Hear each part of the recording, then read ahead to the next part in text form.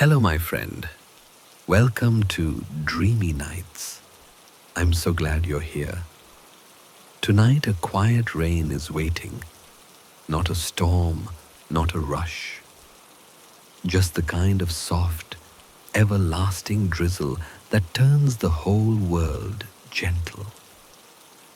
This is a story made for evenings when the mind needs somewhere safe to wander, when the body is ready to loosen, and when the heart wants to listen to something small and kind. So settle where it's comfortable. Let the day place itself behind the night, and let the sound of rain become the room. When the hush has settled, our story begins. Night did not arrive all at once. It slipped in quietly, like a shawl drawn slowly across the shoulders of the world. The sky, which had been a soft blue-gray all afternoon, deepened by degrees into a deeper slate washed in silver. And from that sky came rain, not hard, not hurried, but in a delicate, unbroken pattern, as if the clouds were telling an old memory to the earth below. The land welcomed it.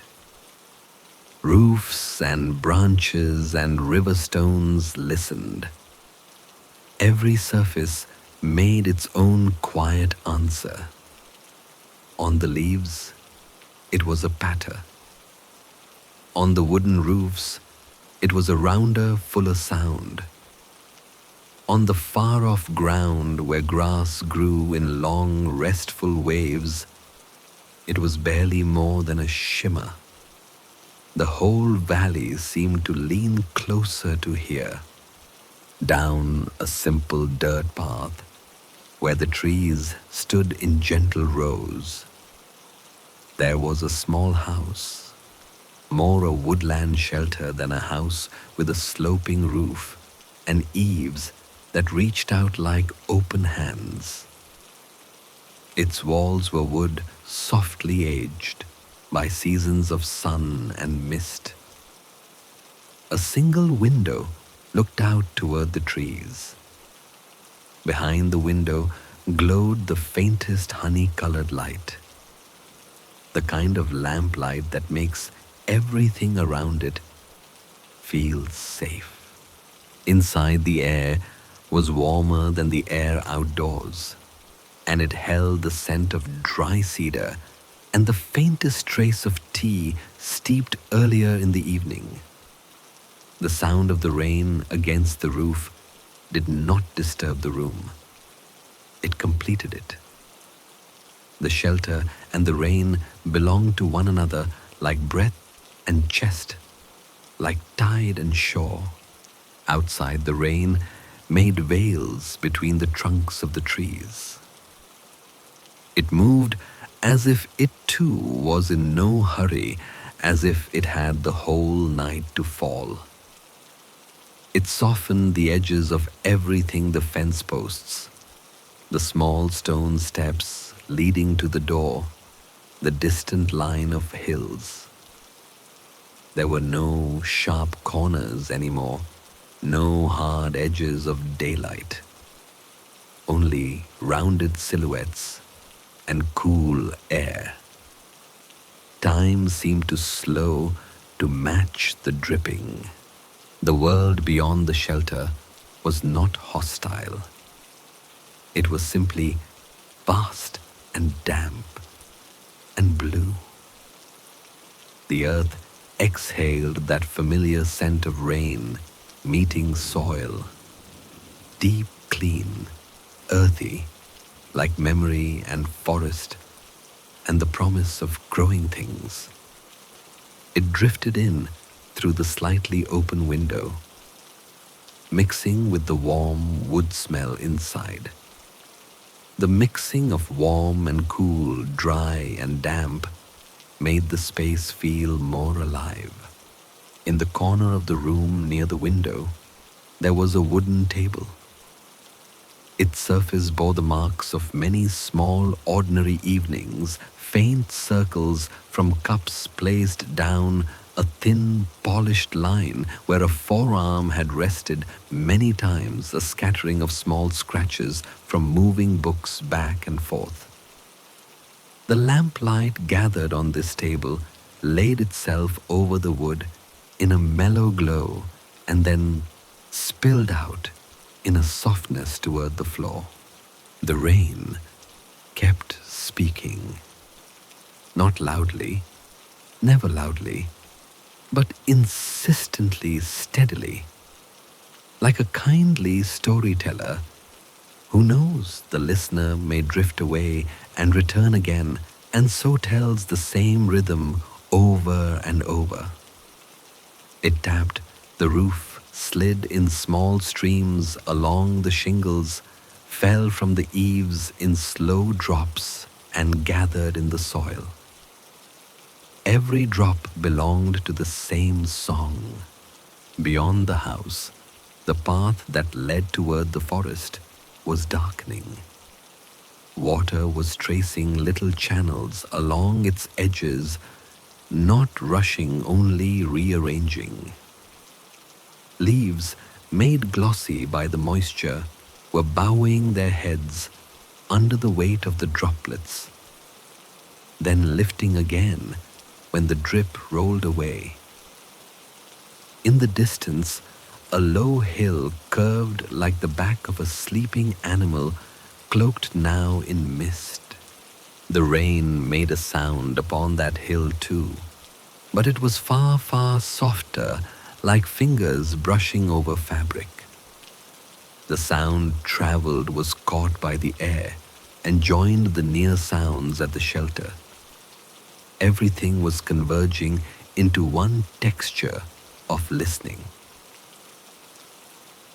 Inside, the air was still.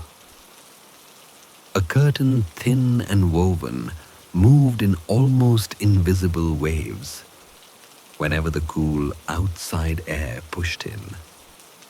Its motion was small, just enough to show that the world outside was alive and moving while the room was held in its own calm. The lamplight shone through that fabric and made a gentle amber filter of it, warming the small square of window. Beyond it, the rain streaked down the glass. Each drop on the window made its own path. Some moved in straight lines. Some meandered, gathering others as they went. Some paused where another droplet had already cooled the glass. Watching them, if anyone had been watching, would have felt like watching thoughts.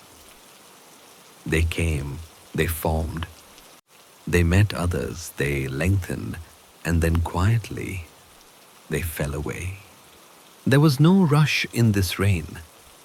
No wind was driving it. No thunder disturbed it.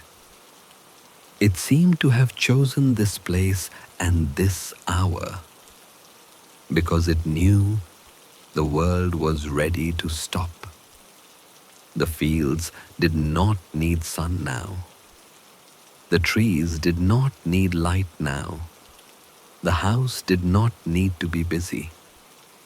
Night was the right time for such steady water. Beyond the field, a line of taller trees had gathered the mist. It clung to their trunks, wrapped around their roots, and wove itself through the low underbrush. The mist made the forest look farther away than it really was, as though a small journey would be needed to reach it, not an unsafe journey, only a slow, contemplative one. In the mist, rain didn't fall so much as drift downward like threads of silver. The sound of the rain on leaves is different from the sound of rain on wood. On leaves, it is articulate patterned, full of tiny variations, a scatter, a tap, a soft pat. On wood, it is full-bodied, resonant, a rounded murmur. On the earth itself, it is a hush. Tonight, all three sounds were present at once, forming layers. The house sat in the middle of them, receiving all. There was, in the center of this scene, an unspoken sense of permission. Permission for the rain to fall as long as it wished. Permission for the land to rest without sun. Permission for thoughts, the day's wandering, circling, flickering thoughts, to meet this constant sound and at their own pace dissolve. Somewhere farther than the house, but not so far that the sound was lost. A small stream ran. It had been low earlier in the week. Its tones exposed its song thin. Now, as the rain found its way through the earth, down roots, and over moss, that stream was beginning to thicken to add its voice. The promise of it was already there, in the way the ground darkened, in the way water gathered in puddles that reflected the first faint silver of the evening sky. The sky itself was not entirely dark. Clouds kept the moon hidden, but the moon still gave its light. It spread it thinly through the cloud cover, which sent it down as a soft glow. That glow, added to the lamplight from the window, made the scene outside neither bright nor black, but deeply, restfully dim. A dimness a person could look into without strain. This was the hour when the day conceded, when the errands and thoughts and motions of daylight submitted themselves to the rain's unhurried rhythm. The world did not stop because of force. It slowed because the sound invited it to. And the invitation was kind. It said, "Let the roof hold the weather. Let the earth drink. Let the air cool. Let the mind listen." In this first murmur of rain, there was also memory. Memory of other nights when rain drew people close, when a single lamp burned while outside was gray and wet, when stories did not need to be told loudly to be heard. Memory that water had been doing this for centuries, falling, softening, returning, teaching stillness. The shelter, small as it was, felt like a listening instrument for the night. Every board, every curtain, every small object within it responded in micro ways to the rain. A faint swelling of wood with moisture in the air, a cooling of the glass, a softening of woven fibers. Nothing resisted. Everything settled. Outside, the path filled in the low places with clear water. In the pools, the rain made circles. The circles met and blended, disappeared, and were made again. A language without words. A repeating lesson arrival expansion, fading quiet. Over and over, a rhythm the mind could follow until it forgot it was following. And so the night began, not with fanfare, not with a dramatic shift, but with this gentle, ceaseless falling. The rain was the narrator of the dark. The land was the listener. The little house was the heart of it, a warm pulse inside the cool, damp evening. The rain stayed. It had settled into its long, patient rhythm, and now the world was adjusted to it as if the night itself had taken on the sound and was breathing through it. Inside the little wooden shelter, the steady tapping on the roof was no longer something heard from afar. It was part of the room, like the lamp, like the table, like the soft slant of the walls. The house was not separate from the weather, it was cradled by it. The light inside was low, the sort of light that made edges round and colors warmer. A single oil lamp, placed near the window, cast a bowl of golden glow over the table. Its flame was small, sheltered behind glass, wavering only slightly whenever the night air slipped through the open crack of the window. On the wall opposite that glow made a faint moving shape the way lamplight always does, a breathing of light across wood. The wood of the shelter had a character of its own. It was not polished to perfection. It had been used, lived with, trusted. Knots in the planks showed where the tree had once grown outward. Small ridges showed where hands had rested, where perhaps on other evenings rain had fallen. And someone had stood in that very spot, listening. The grain of the wood caught the lamplight in thin, honey-colored lines. It was the kind of room that did not ask to be admired, it asked to be rested in. Near the window, a simple woven curtain hung off-white with fine threads of brown. Drops of rain slid down the glass behind it, distorting the light. When the curtain moved just a little, as the cooler air moved through it, revealed the outside dark trees, silver streaks of rain, a softening horizon. When it fell back, the world became private again. The shelter could see the rain, but it could also close it out whenever it wished. On a low shelf by the wall sat a teapot. It was ceramic with a rounded belly and a smooth hand-shaped handle.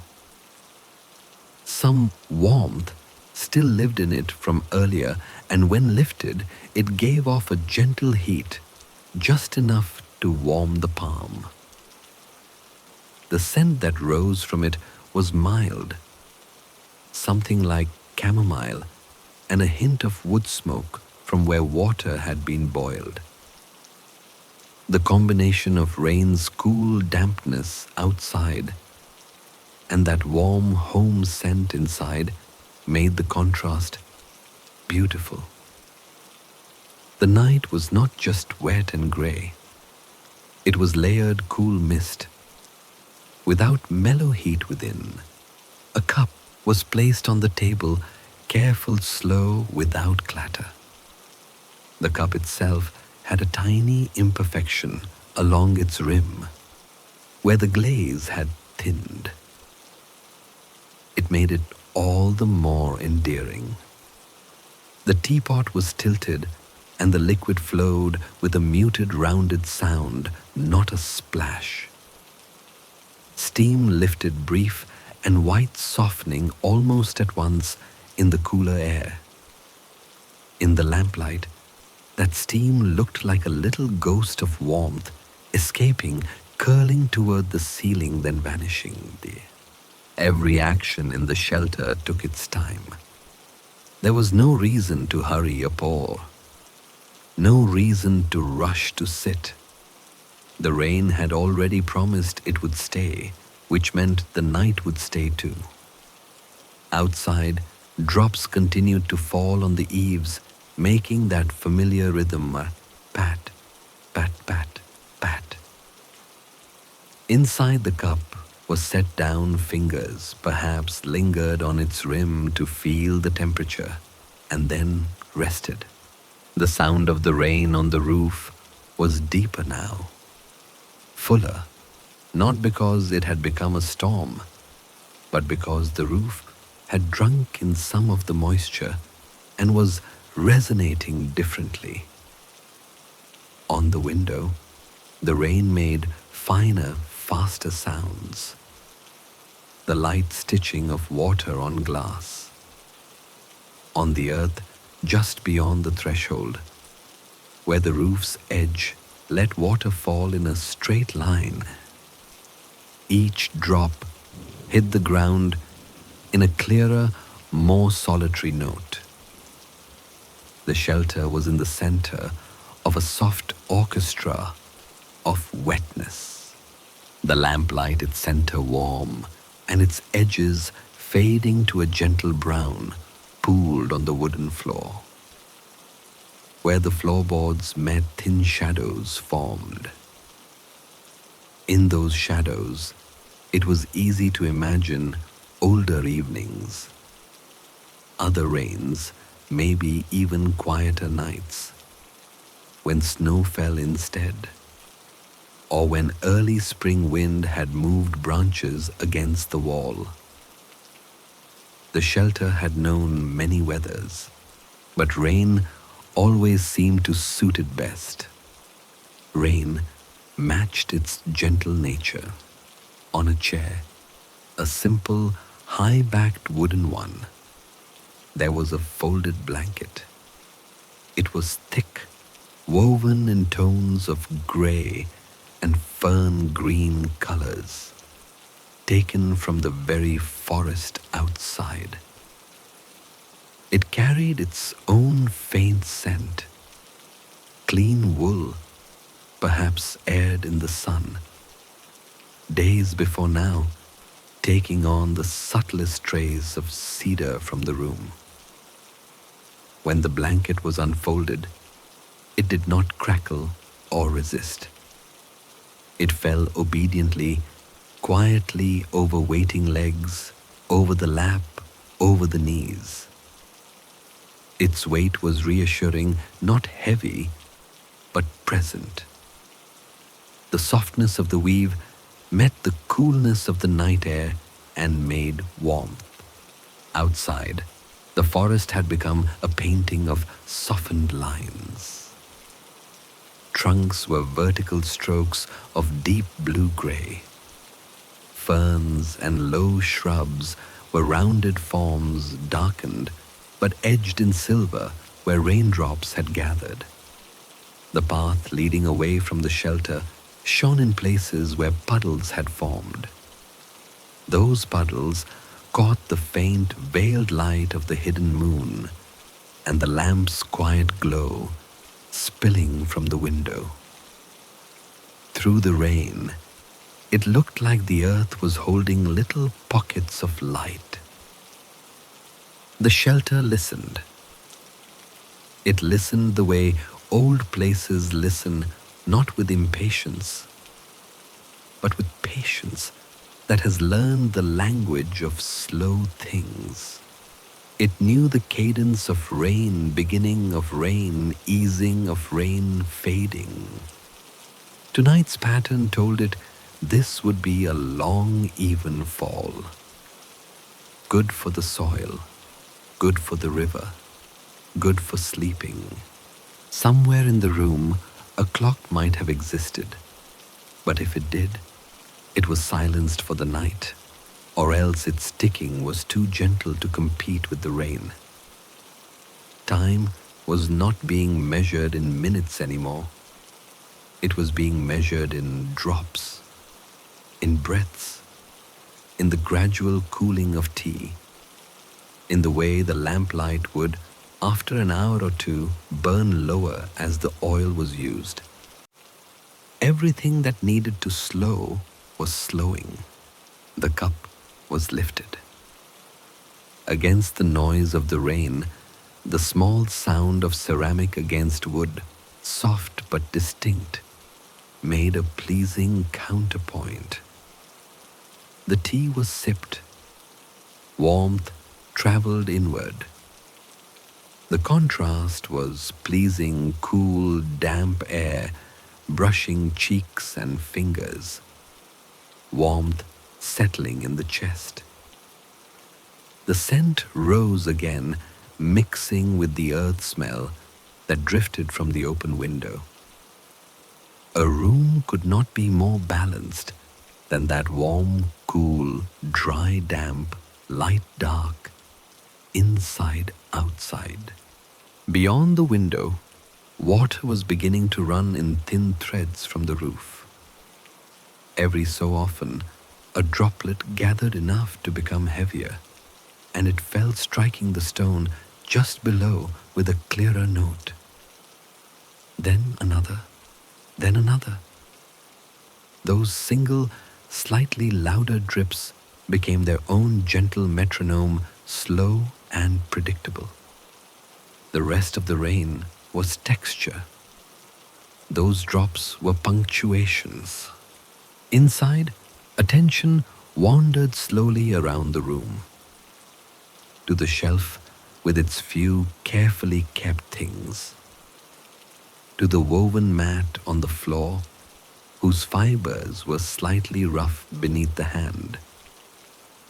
To the wooden beam overhead, where age had darkened the grain to a deep caramel. To the little crack in the window frame that let just enough air through to keep the room from feeling closed.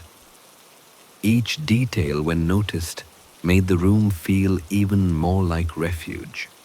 This was a place meant for weather, a place for evenings like this, a place where the more it rained outside, the warmer and more necessary the inside became. Rain did not threaten it. Rain revealed it. On clear nights, the shelter was pleasant. On rainy nights, it became meaningful. The rain, for its part, showed no sign of tiring. It fell with the determination of something that knows its purpose. On the distant field, the soil was darkening, drinking gratefully. On the polished leaves of the trees, beads of water formed and grown heavy, slipped off and joined the drops below.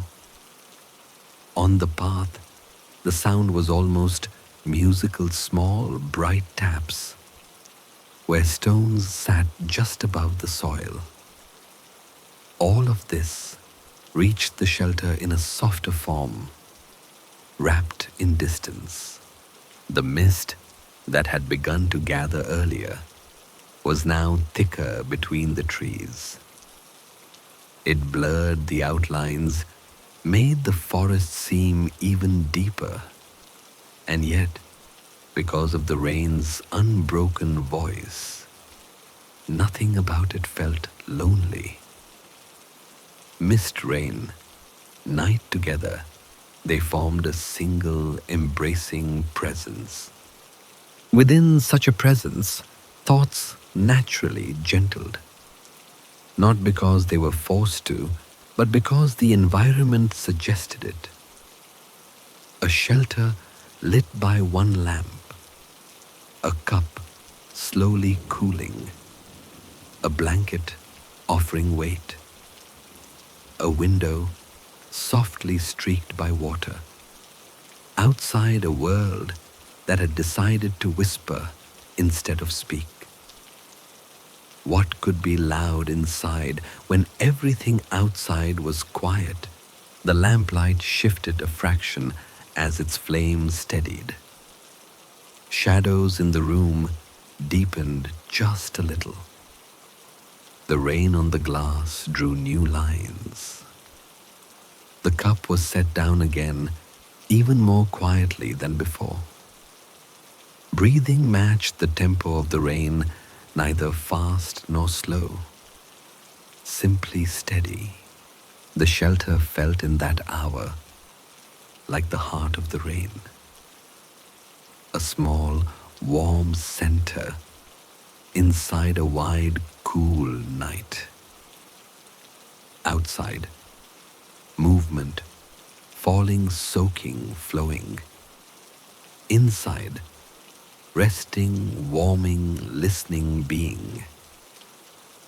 And the two were not in opposition. They were completing each other. The rain made the shelter meaningful. The shelter made the rain observable. The world was whole. The rain deepened into something quieter, still, not heavier, not louder, just closer.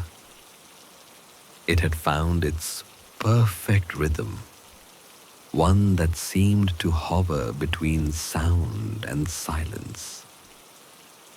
The shelter stood beneath it, like a patient listener, each drop landing where it belonged, each note folded into the next.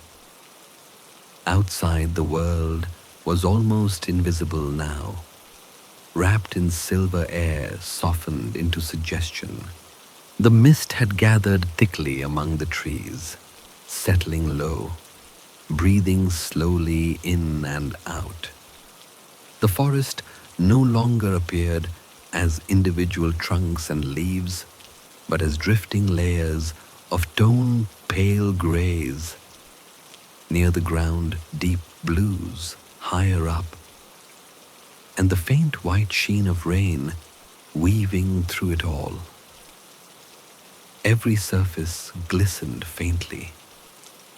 Even the air itself seemed to hold weight, damp, cool, steady. Inside, the small lamp continued its humble work. Its flame was steady, a quiet amber heart amid the grey. The air carried the scent of the rain's nearness, petrichor mixed with wood, a faint touch of tea, still lingering, and something clean, that peculiar freshness that arrives when mist becomes part of breathing. The shelter had no sharp edges of light or dark anymore. It was all gradient, all tenderness, a droplet rolled down from the window frame, followed by another. They left faint wandering trails through the film of condensation before disappearing into the sill. There was something hypnotic about their journey, how they hesitated, merged, fell, and were gone. The rhythm of the rain outside continued, yet these little trails told another story. The quiet gravity of water finding its way home. The shelter listened, as if it could hear meaning in that movement. There was no mind to interpret, no will to question, only the simplicity of being inside a world that was entirely content to exist as it was. The rain had a purpose beyond purpose. It fell because falling was its way of being. Outside, the earth darkened further its surface, nearly black beneath the faint light. Along the path, the puddles were no longer small interruptions in the dirt. They had become mirrors, wide and glassy, each one a tiny fragment of sky. Raindrops broke their surfaces into circles that widened, met, and disappeared. Over and over, the motion repeated creation, expansion, release. The repetition felt endless, almost meditative. The trees nearest the shelter bent slightly with the weight of moisture on their leaves. Whenever a droplet gathered enough to slip off, it made a soft pat on the ground or on another leaf below, like fingers brushing fabric. Beneath the canopy, that rhythm echoed in countless variations. The forest was not quiet. It was alive with tiny, patient movements. Yet, none of it felt restless. Every motion was unhurried, respectful of its own pace. Mist began to drift closer to the window, brushing against the glass like soft breath. Beyond it, the shapes of trees appeared and vanished silhouettes, shifting as though dreaming. Light from the lamp met the mist, halfway creating a gentle halo that made the air shimmer faintly. The world was painting itself anew, each drop of rain a stroke on an ever-changing canvas. Within the shelter, warmth persisted not from fire or effort, but from presence. The air, though cool, carried comfort. The blanket still rested where it had been, now faintly perfumed by the rain's scent, drifting through the crack of the window. Every so often, the curtain would stir, revealing a glimpse of the rain's constant descent. Fine, silvery, endless. A sense of vastness crept in. Not the vastness that overwhelms, but the kind that expands the quiet inside the chest. The rain seemed infinite. Its patience was infinite. It had fallen before any roof had existed and would fall long after. The shelter, the lamp, the cup, the person sitting there, all these were small details within its story. Yet the rain did not ignore them. It covered them kindly, equally. It made no distinction between roof and leaf, between window and stream. It touched all things with the same soft persistence. There was comfort in that thought, that everything, no matter how small, was touched by the same falling light. It was a reminder of connection, of belonging without asking, of being part of something that required no words and no effort. A drop struck the windowsill louder than the rest. Not sharp, only distinct. Its sound rippled through the moment, marking time. And then it was gone, absorbed by the chorus. The rain's language was simple repetition and surrender. Inside, the lamplight dimmed slightly as the oil burned lower. The glow became more concentrated, less wide. Shadows reached a little farther across the floor. The edges of the room softened again, not out of darkness, but because the light no longer demanded attention. It allowed the room to blend into the world outside, where the mist had no beginning and no end. The rain's breath continued. It did not tire, did not quicken, did not falter. It simply was. Its constancy had a kind of grace. The grace of something that knows exactly how to be what it is. And the shelter, humble and listening, seemed to take its cue from that same lesson.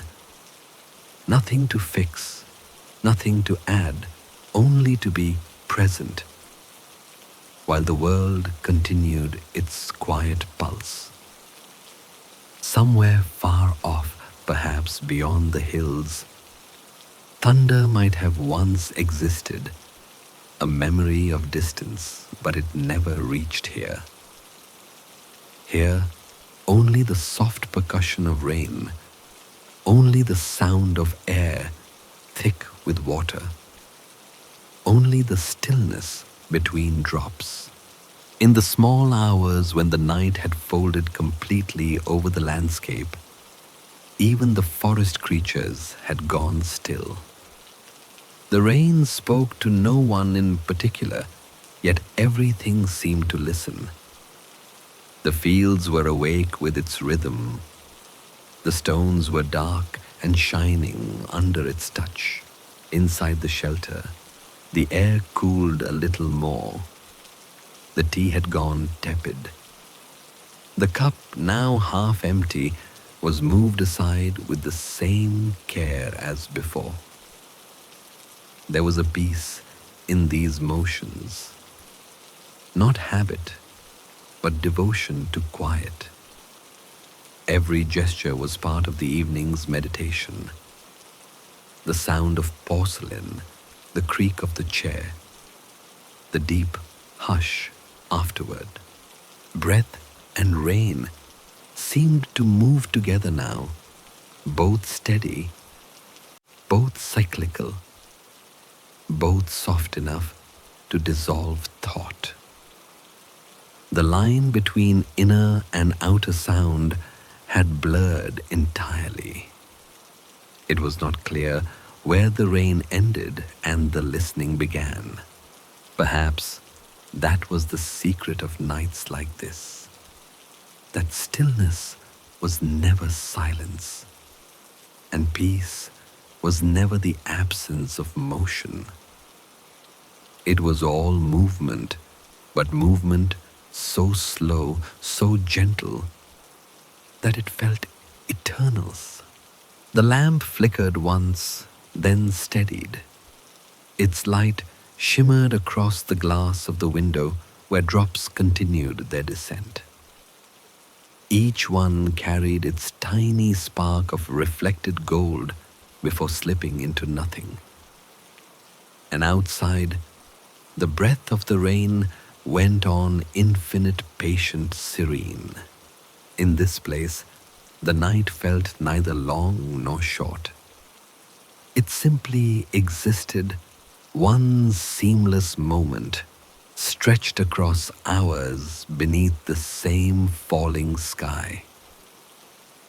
The rain's breath was the night's pulse, and within it, the shelter rested a single, quiet heart within a living, breathing world. The night had thickened into its full depth. The rain, though unchanged in sound, seemed now to fall from a greater distance, as if the clouds had drifted higher, leaving more air for the sound to travel through. What reached the shelter was not only rain, but space, a wide enveloping calm that stretched far beyond the small pool of lamplight inside. The world outside had become a study in reflection. Every puddle along the path was now wide enough to mirror the dim, clouded sky. When the rain struck those still pools, rings appeared, delicate fleeting circles, expanding into one another, fading into smoothness once more. Each ripple held the briefest glimmer of silver before it disappeared. Watching them was like watching time, constant motion, constant return. Nothing ever truly lost. The shelter's window was cool to the touch. A thin film of moisture clung to the glass, blurring everything beyond it. The light from the lamp inside touched that surface, softly turning droplets into faint beads of gold. They caught the glow, held it for a breath, then let it go like tiny lanterns, drifting down a dark stream. The sight of it had the same rhythm as breathing. In, hold, release. Outside, the air was thicker with mist now. It pooled low to the ground, where the earth's warmth met the night's cool air. In that mingling, everything became dreamlike. Shapes lost their outlines. Edges softened until even the trees seemed to dissolve into air. The forest became suggestion presence without detail. The rain was no longer something falling through space, but something that was space. The air itself shimmered with it, filled with slow motion. Inside, the stillness deepened. The lamp flame was smaller now, its edges flickering lazily. Shadows stretched long and faint shiftings whenever the flame trembled. The room's scent had changed slightly, more of rain, less of tea. There was something clean about it, like washed linen drying near an open window. The air felt damp but alive. The wooden table bore the same patient presence as before. A few droplets from the window's condensation had gathered at one edge of the sill, then fallen in soft intervals onto the wood. They left tiny, darkened circles which glowed faintly in the lamplight before drying again. The slow repetition of it became another kind of rhythm. One drop pause, another drop pause, as if the shelter itself were breathing with the night. Beyond the window, the puddles reflected faint traces of movement. Every raindrop made a brief shiver of light. A ring that spread, met another and was gone. It was a gentle kind of chaos, constant motion, leading always back to stillness. The sound had layers, the closer, sharper tapping of drops against glass, the deeper, resonant patter of water on roof, and beneath it all, the subtle hush of the rain meeting the earth. Together, they formed something more than a melody. They formed a texture of peace. The shelter seemed to absorb this music. Its beams creaked softly as if relaxing into the damp. The floor gave a low sigh where wood met air. Everything that could soften did. There was no resistance in this space, no struggle against the night. The rain outside and the stillness within had merged into one shared rhythm. Somewhere in the near distance, a small stream had awakened fully. Earlier, it had been silent, its stones dry, its voice gone. But now, the rain had fed it enough to sing again. The sound was faint, carried through layers of mist and leaf. It came as a soft murmur, a moving note within the night's greater harmony. Its flow was steady, unhurried, as if echoing the patience of the rain that birthed it. Inside, the flicker of lamplight touched the edge of the cup once more. The tea was now cold, but the shape of the cup, its faint steam-etched rim, remained a gentle companion to the scene. Sometimes, in such hours, warmth becomes memory, not something felt, but something known. The mind holds on to it quietly even after the body forgets. The curtain near the window lifted again, barely perceptible, stirred by the lightest breath of air. It revealed for a moment the world in silver grey tones, puddles gleaming faintly, the path dissolving into the trees, the forest waiting in its misted veil. Then the curtain fell back into stillness, sealing the world once again in its soft privacy.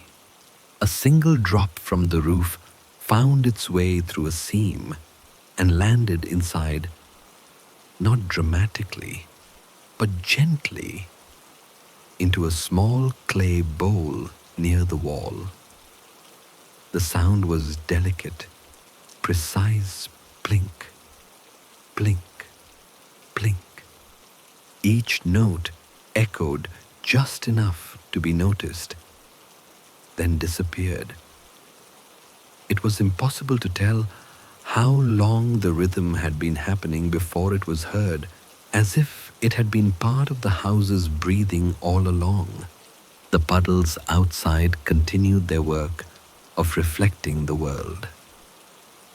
Now and then, when the mist thinned just slightly, the faintest shimmer of moonlight reached through the clouds. It was not bright, not even white, more a pale glow like breath seen in cold air. It touched the puddles, and for an instant, each one became a tiny moon. Then another wave of mist passed, and the moons dissolved. The scene returned to darkness, and with it, calm. There was a comfort in how nothing stayed, how every sight and sound appeared, lingered, and faded in its own time. The rain did not try to hold itself in the air. It simply fell. The puddles did not try to keep the reflections. They simply received and released them. Everything in this landscape existed in its own moment of grace. The shelter mirrored that grace, its lamp, its small comforts, its still occupant, all were there not to resist the passing of the night, but to accompany it. The lamp's glow dimmed imperceptibly with each minute. The sound of the bowl's slow dripping marked gentle time. Outside, the forest exhaled mist and silence together. In one of the puddles nearest the steps, the reflection of the lamplight could still be seen. It wavered, blurred by the constant rings of falling rain, but it never disappeared. No matter how many ripples passed through it, some trace of its glow remained. The image of that fragile, unwavering reflection light, trembling, never breaking, seemed to hold the heart of the night's lesson that stillness is not the absence of motion, but its deepest form. Everything outside had slowed into the same rhythm. Now drops, ripples, breath, and time itself moving as one. The air was thick with quiet, heavy with patience. The shelter, like the earth, like the rain, existed in perfect balance, no beginning, no end, just endless becoming and soft return.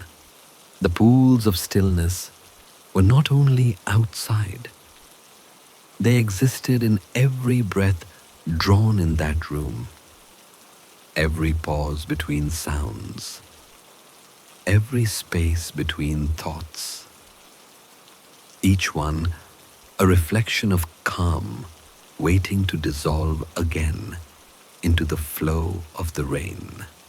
The rain had now become the only voice in the night, not because everything else had gone silent.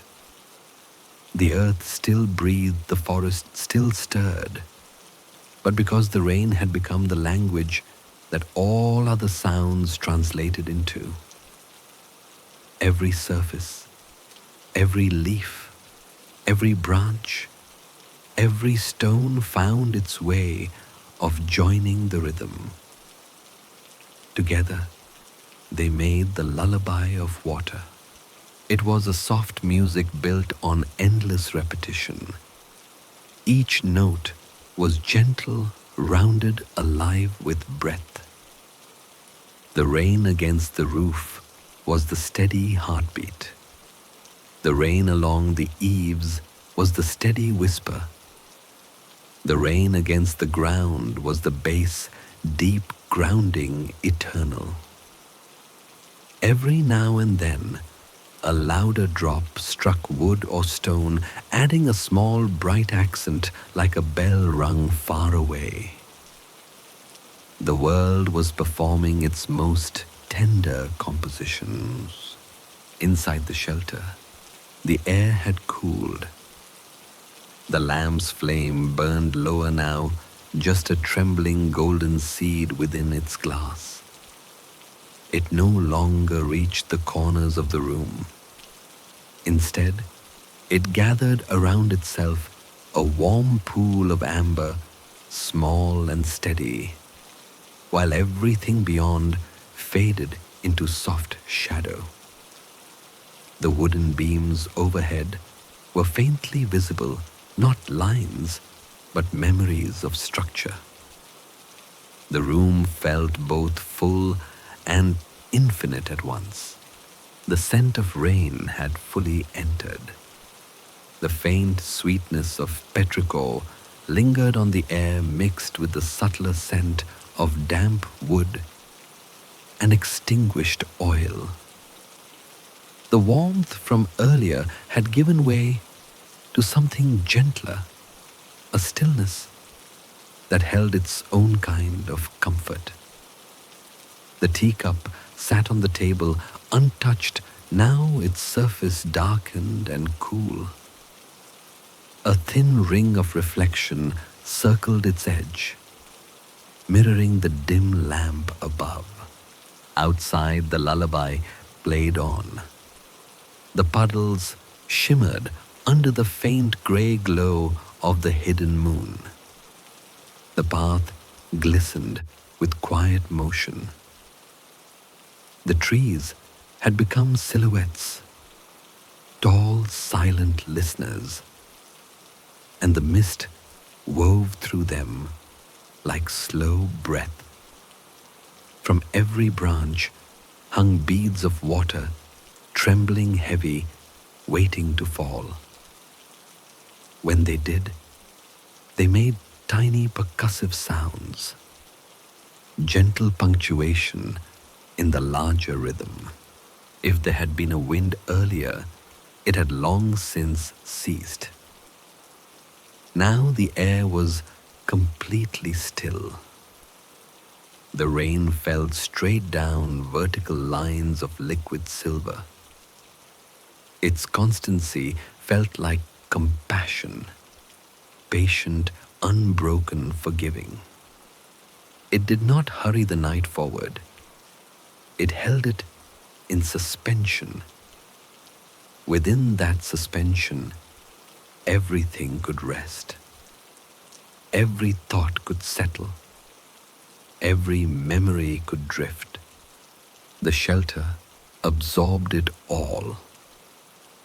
The wood creaked softly as it adjusted to the damp air. A droplet from the roof struck the bowl near the wall again. Plink, plink, plink, an intimate rhythm that felt as though it belonged to the room itself. The floor beneath the window had darkened slightly where the air was moist. Each board held the night's coolness, offering it back to the stillness within. The person inside, or perhaps the presence, the listener, the one who simply was there, felt no need to move. Stillness had become natural, as though movement might disturb the delicate harmony outside. There was a quiet understanding between the rain and the body. That rest was its own form of listening. In that quiet, the mind began to drift inward, not into thought, but into sensation. The feeling of the blanket's weight, the coolness on fingertips resting against wood, the faint, continuous sound of the rain shaping the space between breaths. It was as though the entire world had reduced itself to texture and rhythm, soft, continuous kind. The rain did not speak words, but it seemed to say what needed to be heard: that the night was safe, that the earth was held, that nothing more was required. Only this sound, this breath, this quiet surrender to the music that had no beginning and no end. The lullaby of water deepened. It began to echo inward, where memory and feeling meet. There was no sadness in it, no longing, only the recognition of continuity. Every drop that fell became another word in the same unending story, a story of falling, resting, and returning.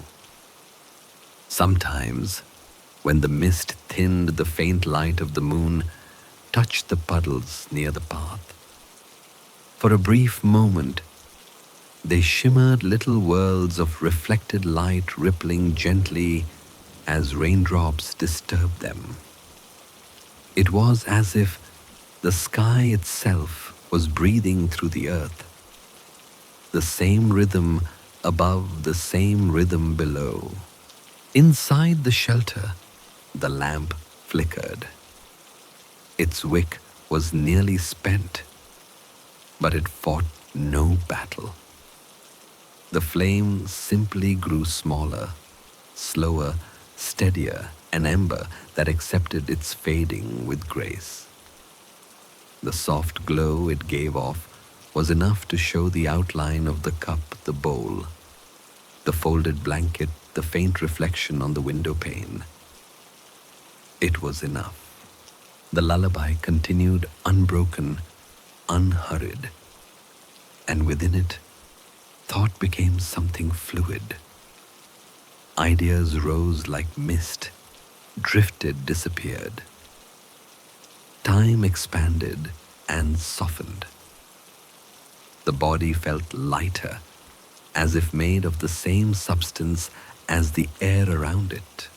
Every drop of rain outside carried its own note, and together they built a kind of infinity. There was no repetition fatigue, no monotony, only reassurance. The same sound that had been heard for hours remained new each moment, because each drop was unique, unrepeatable, singular in its fall. The rain was constant, yet never the same twice. The forest seemed to hum with it now. Water ran down the trunks of trees in slow liquid lines, joining the moss below. From far away, the stream's voice grew slightly stronger, adding a deeper tone to the melody.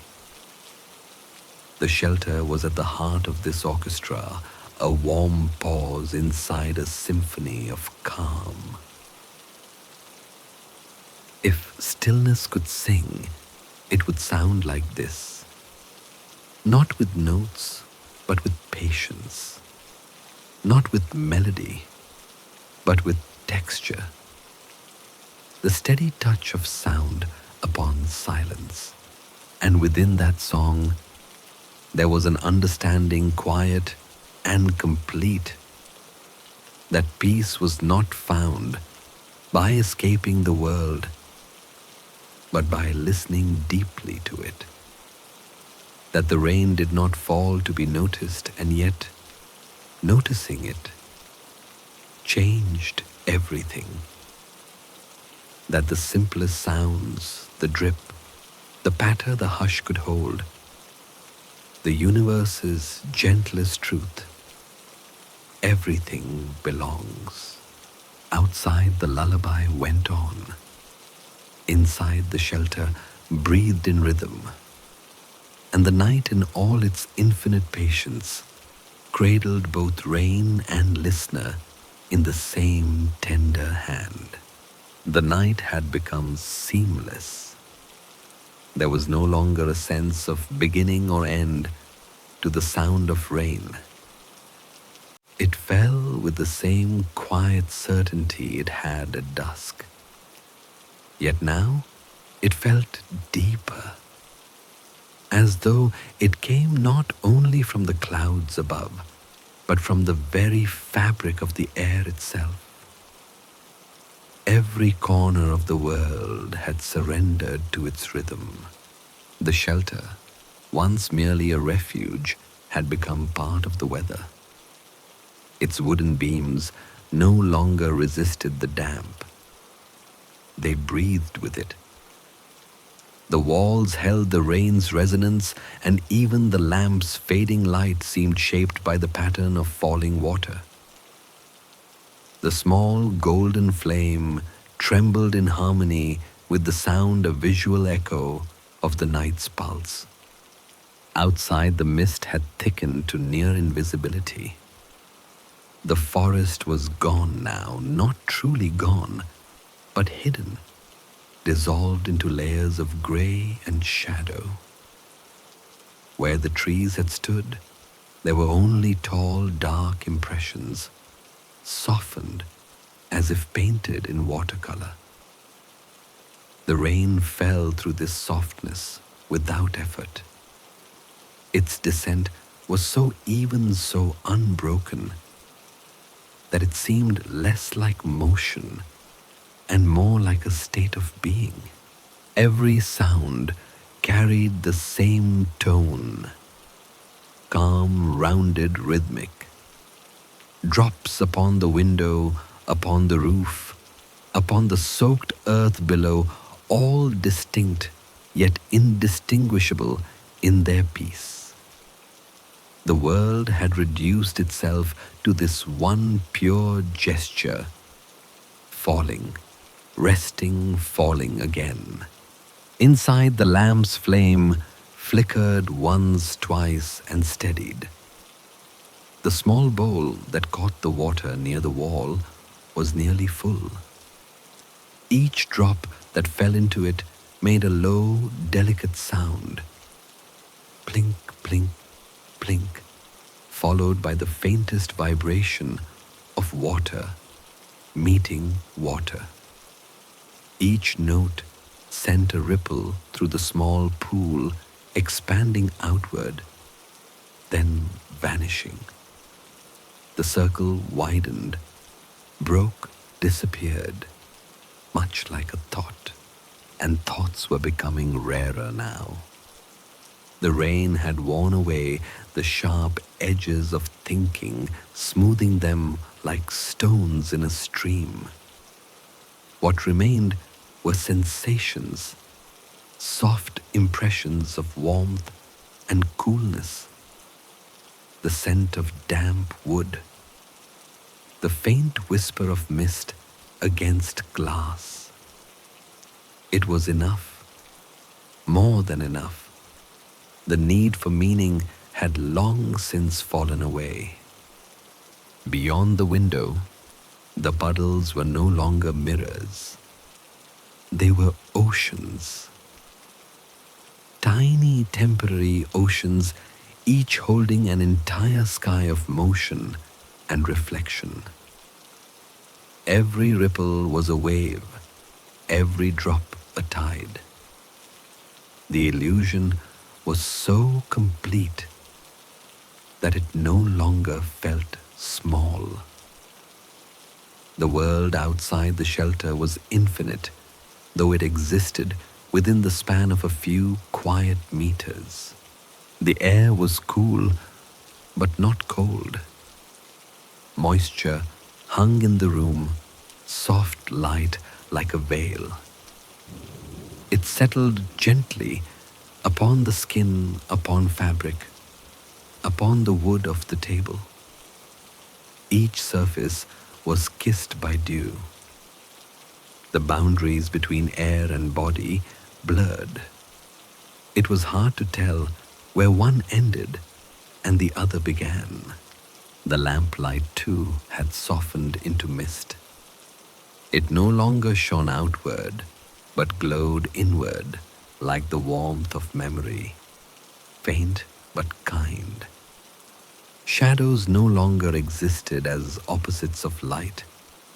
They were simply darker shades of the same calm. Everything blended: wood, air, rain, thought. And within this blending, a strange, serene clarity appeared. Not a thought, not a realization, more like the absence of needing either. The world had simplified itself into two movements, falling and resting. Every raindrop fell, found its place, and became still. Every breath followed the same pattern. The rhythm was perfect. Far away, the stream's voice could still be heard, stronger now, carrying its low, soothing murmur through the mist. Its tone was the voice of the earth itself, endless, gentle, unafraid of time. It carried no destination. It simply moved, and by moving, it sang. The forest floor was dark with saturation. Moss glowed faintly with moisture, its texture softened to velvet. Tiny rivulets wound between roots, their surfaces trembling with light. Somewhere, unseen, water gathered itself, merging into larger flows, whispering toward unseen hollows. The shelter remained still, yet alive, its quiet warmth a counterpoint to the vastness beyond. The window pane held small constellations of droplets, tiny stars of moisture that caught the last remnants of lamplight. Together, they made a sky inverted, a universe of rain instead of stars. Time had dissolved. There was no telling whether minutes or hours had passed. The rain's rhythm was too complete, too hypnotic to measure by human sense. The mind, too, had unspooled its need for sequence. Past, present, and future all existed as one unbroken now. In that vast, suspended moment, the shelter became something more than a structure. It became consciousness itself, the awareness of stillness, observing stillness. The sound of the rain was not heard. It was felt like a vibration that moved through both air and thought. The listener and the rain were the same presence, breathing in tandem. And then, somewhere between waking and sleep, the world became dreamlike. The lamplight pulsed, once barely perceptible, and its reflection wavered across the window. The droplets on the glass began to move like tiny travelers, merging paths, joining into rivers that found their way downward. Their trails shimmered faintly, tracing invisible stories on the pane. Perhaps those trails were dreams, delicate, transient, shaped by gravity and chance. Each one a silent journey downward, each one dissolving at the sill, disappearing into the night. There was beauty in their brevity. Inside, the air seemed to hum, not with sound, but with life. Everything vibrated with low, invisible motion, the slow expansion of damp wood, the cooling breath of extinguished flame, the soft settling of air against skin. Even stillness had its own quiet heartbeat. The lullaby of the rain grew softer still. It was no longer music, but atmosphere, something beyond listening, beyond noticing. It had become the element itself, the space in which all things rested. Thought could not exist there, not in its usual form. Instead, there was a sensation, a floating awareness that felt neither within nor without. This was the place between thought and dream, where attention becomes weightless, where the body drifts like a leaf on calm water, where even the edges of being blur. And in that place, peace was not something sought, it simply was. The rain continued unbroken. The night held, the shelter breathed, and within it all, everything drifted quietly beyond thought. The night was deep now, so deep that even the rain sounded as though it were falling in a dream. Its rhythm had slowed, or perhaps the mind had slowed enough to hear the space between each drop. The forest beyond was invisible, folded into shadow and mist. Yet its presence was unmistakable, a vast, breathing stillness surrounding the little shelter, holding it as gently as the sky holds the moon. The air carried a quiet fullness, as though it had gathered all the softness of the world and distilled it into this 1 hour. Everything was slower now. The rain no longer seemed to fall from above. It simply appeared already halfway down its descent, gliding through the grey, soundless air before vanishing into the soil. It was rain in the act of becoming memory. The lamplight had dimmed to a faint golden ember. It flickered once, bowed, and steadied its flame thin as a single thread. The air in the room glowed faintly amber, the color of old honey. The shadows that had once lived in corners had now merged together, soft and wide, like a blanket of dusk laid over the floor. Outside the window, the horizon no longer existed as a line.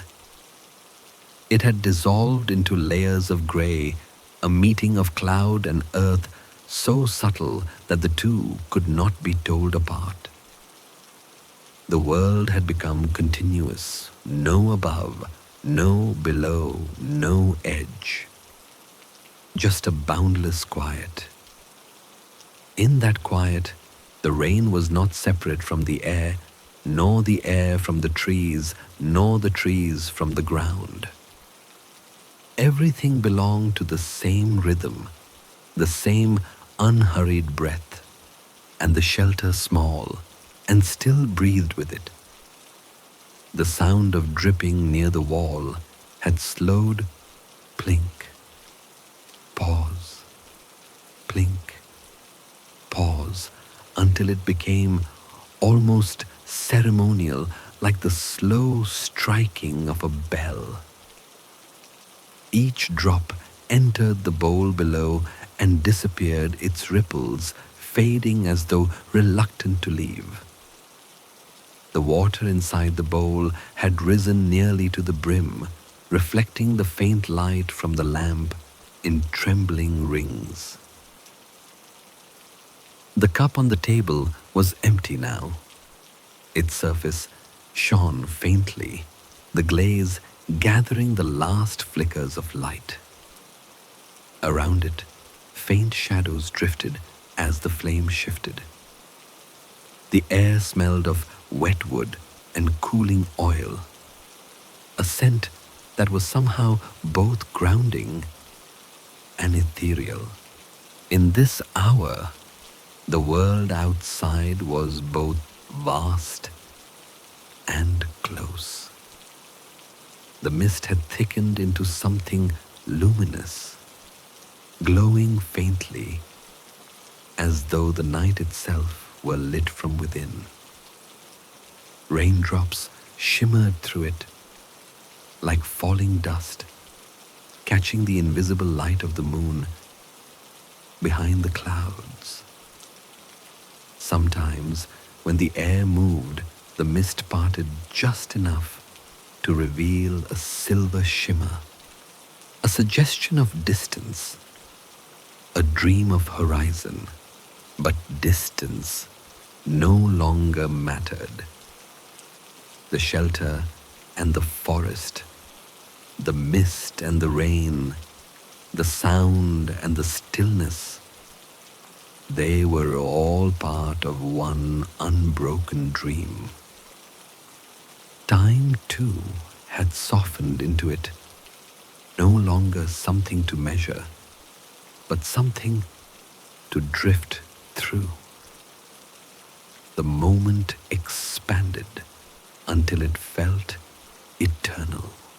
There was a kind of holiness to this quiet, not of worship, but of belonging. The rain had washed everything clean, not just the ground, but thought itself. What remained was essence, air breath, water, light. Nothing else was needed. The forest floor glistened faintly under the invisible moon. Tiny rivulets traced unseen paths between the roots, carrying the story of the rain downhill. Each movement of water was a whisper, each whisper a thread in the night's great weaving.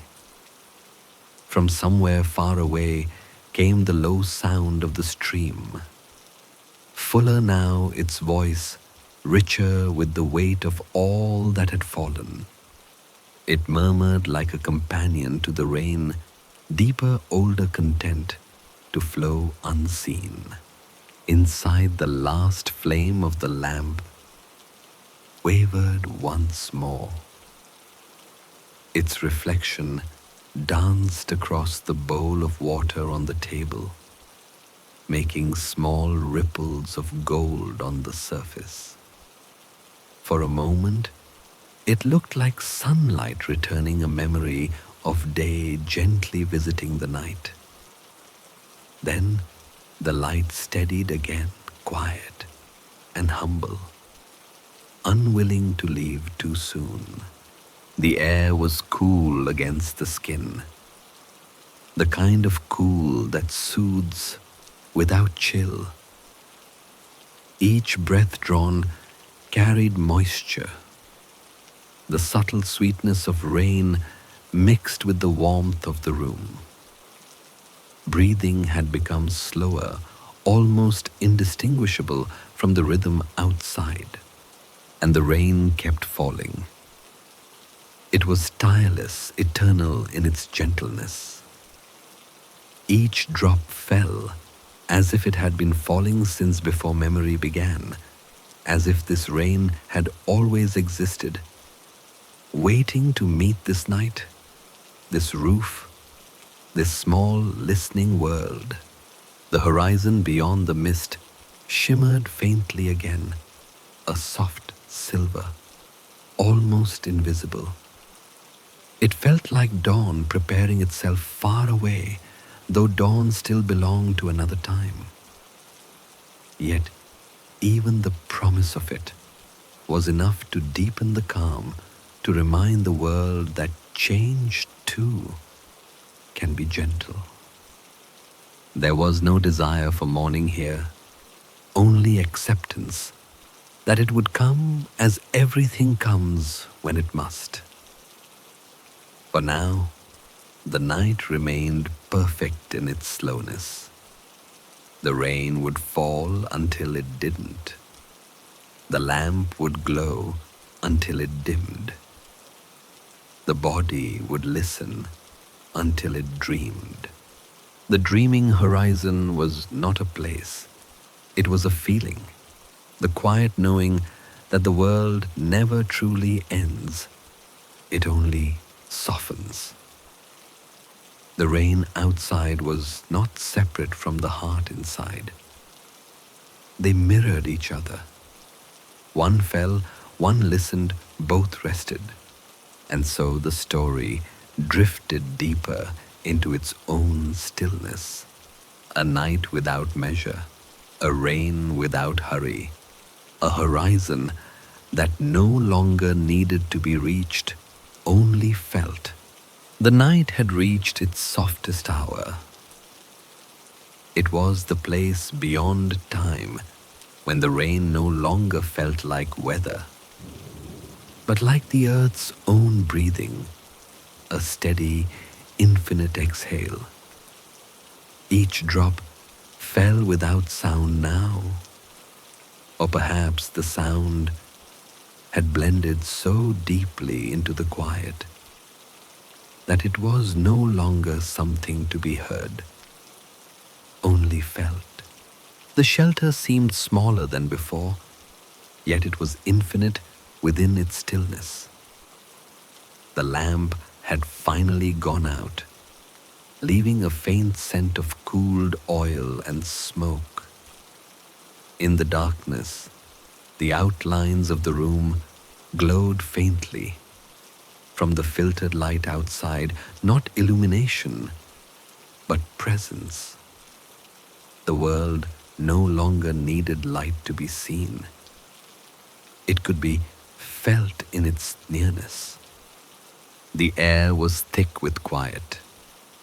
The rain continued precise and endless, finding every surface, every crevice, every leaf and stone. The roof received it like an instrument tuned to the frequency of calm.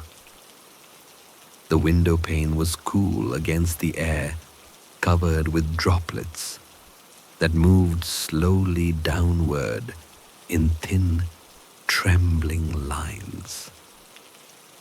When they reached the sill, they joined the others in silence. Beyond the glass, the forest had become an ocean of mist.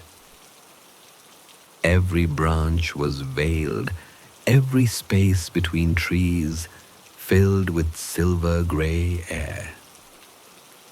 The rain moved through it gently, like strings of light falling through water. The earth saturated, and dark breathed it in without protest.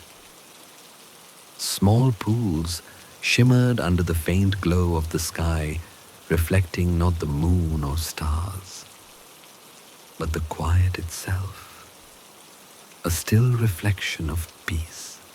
Inside, the silence deepened. It was not empty silence. It was full of everything that did not need to speak.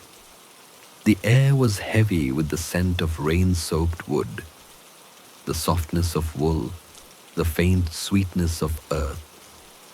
The sound that remained was the body's own rhythm, the slow inhale, the slower exhale, each one guided unconsciously by the music outside.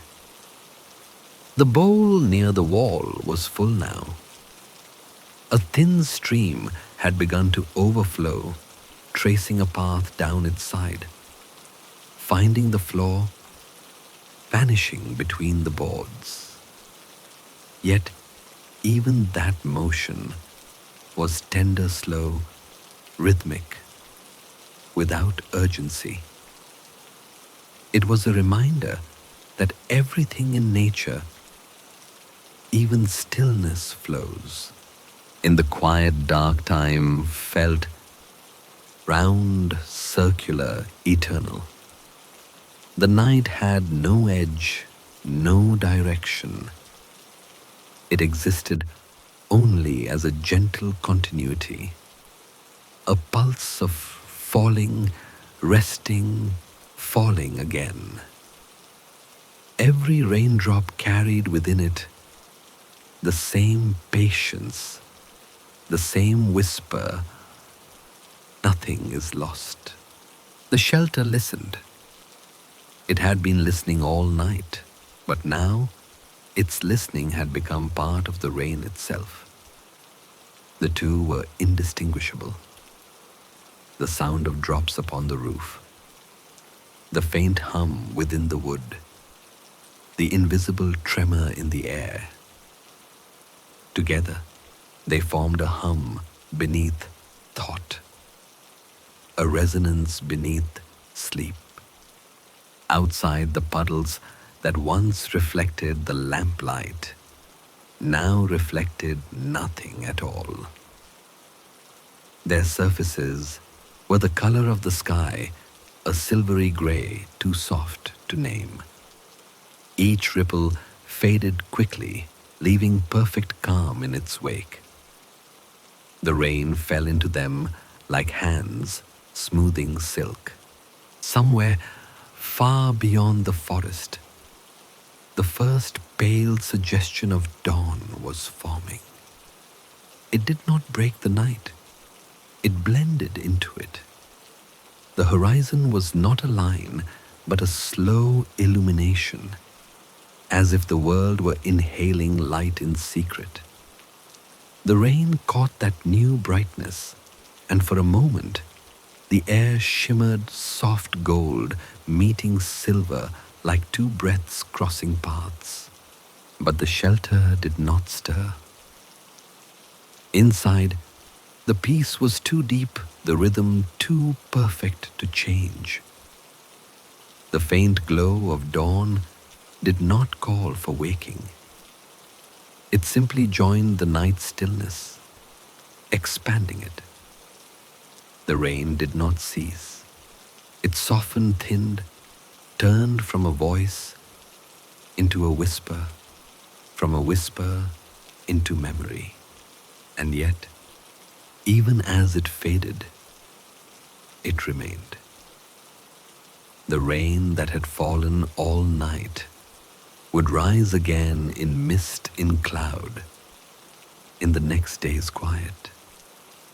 It would begin again somewhere else, perhaps in another valley, another listening shelter, another sleepless soul who needed to remember what calm feels like.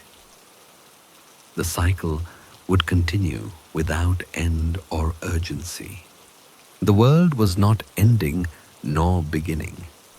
It was breathing, always breathing.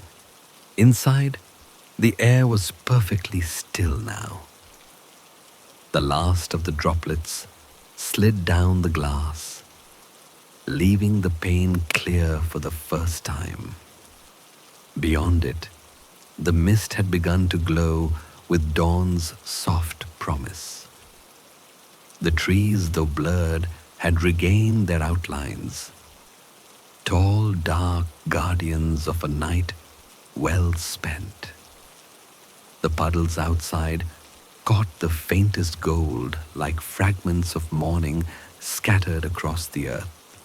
The rain fell on quieter still until sound itself became an echo, then a thought, then a feeling, a rhythm remembered by the heart long after the ear could no longer hear it. In that moment, the shelter, the listener, the rain, all were one, bound by the same slow breath, held by the same silence, alive in the same eternal tender rhythm. And so the story does not end. It only rests beneath the whispering rain, where every drop is a cradle and every sound says, "Be still, be safe, be home. Sleep well, dream softly, and may the night hold you kindly."